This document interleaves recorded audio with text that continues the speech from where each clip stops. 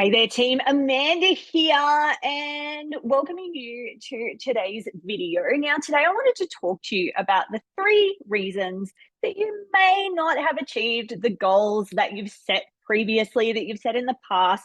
You've had the best intentions. Of course, you had the best intentions. However, you might not have hit the mark. Now, here are the 3 most common reasons that I see with my clients where people are not achieving their goals. So, number 1, let's start at the beginning. So, number 1 is that maybe, just maybe, they aren't your goals. Now, what do I mean by your goals?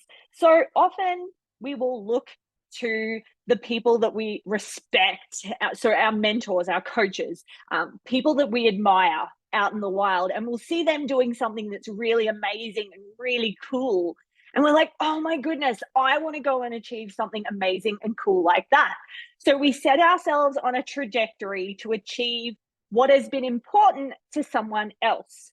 And guess what? It doesn't work because we're not invested in that thing. We're not excited about that thing. We just think, oh, they're doing something really cool. I want to do something like that. And because it's not our goal, it's someone else's dream, it's someone else's goal, we fail.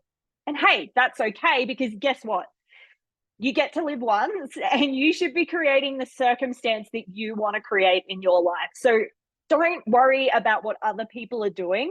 Create the life and create the circumstance that you want to be a part of, because when you start to move things in the way that you want them to move, things will start to shift and they will start to happen for you. I promise, because I've seen it happen for myself, my friends, my family, and my clients, and my own coaches and mentors. So remember, it's really important to set your own goals. Do not feel pressured by FOMO or by what other people are doing, and don't feel pressured by what you think you're supposed to be doing either. Set your own goals, the things that are important to you.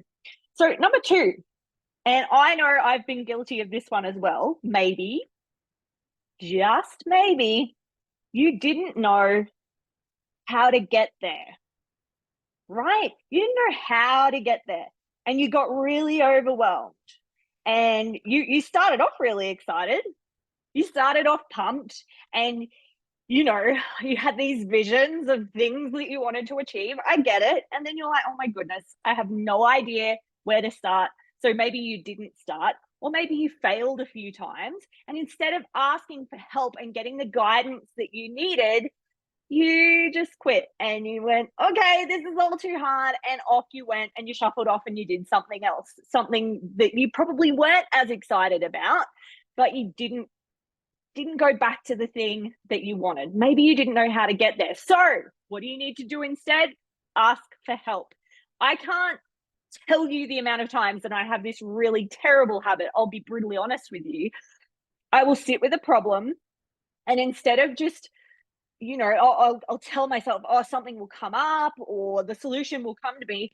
Hell no. You need to go and ask for help. Like, even just yesterday, I had a major challenge, and I've been sitting on it for far too long. I asked one of my really good friends, one of my mentors, hey, what should I do in this situation? And we solved it in a couple of hours. Ask for help, ask questions, reach out to your coaches, your mentors, your network, the people around you, and get the solutions that you need to move forward. So if you don't know how to get there, find out how to get there. Don't just sit in the muck. Find the solution. And then maybe, here's number 3, maybe it wasn't important enough, or it didn't matter enough.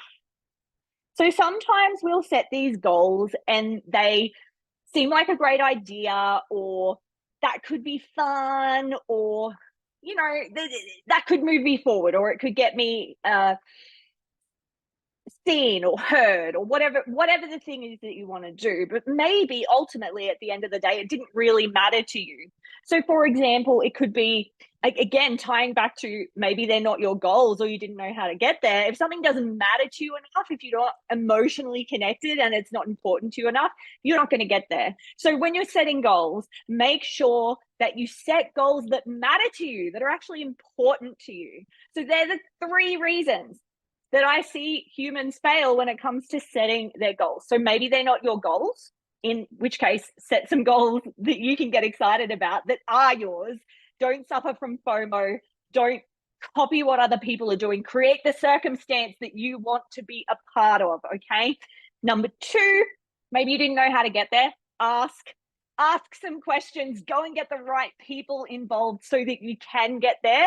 And team, you are going to fail. You are going to fail so many times. Keep failing, because the more you fail, the closer you are to the goal, to the win, whatever that might be for you. And finally, if it doesn't matter, you're not going to chase it. You're not going to go after it, and you're not going to achieve it. So set goals that actually matter to you and that are going to be important to you and that you can get behind. That is the counteractive. What am I trying to say? They're the 3 ways around those challenges that you'll have around goal setting. Now, team, if you want help with this, guess what? There are still some tickets available for tomorrow's event.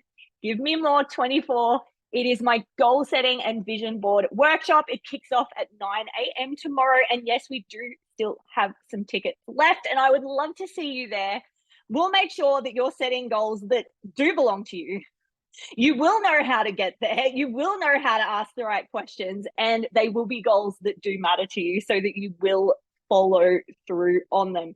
Team, thank you so much for joining me this afternoon. And remember, Amanda's here for you. I'll catch you next time.